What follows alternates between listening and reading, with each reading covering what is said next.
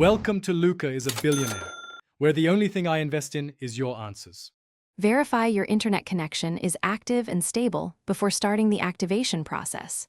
Sign in with the correct Microsoft account used to purchase Office. Install all Office updates through Windows Update or Office Update to resolve bugs. Check your product key and license status from account settings inside any Office app. Note whether Office shows a 30-day trial, product key required, or activation wizard prompt. Close all Office apps before attempting repairs or reactivation steps to avoid conflicts. Run Office Repair from Control Panel as administrator to fix corrupted files. Launch any Office app and open account, then click Activate Product or Change Product Key. Use the Office Activation Wizard and enter your 25-character product key if prompted.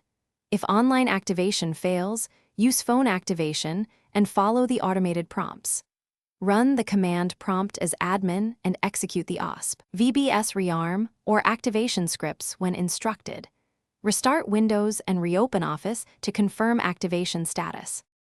Clear cached Office credentials from Credential Manager and restart the computer. Delete tokens, DAT and run OSP, VBS to force reactivation when necessary. Ensure system date and time are correct, and Firewall allows Office activation. Temporarily disable proxy settings and antivirus only while testing activation to avoid blocking Microsoft servers. If issues persist, reinstall Office after exporting your license information and backing up files. Contact Microsoft support with your product key, purchase details, and error codes to resolve complex activation problems quickly.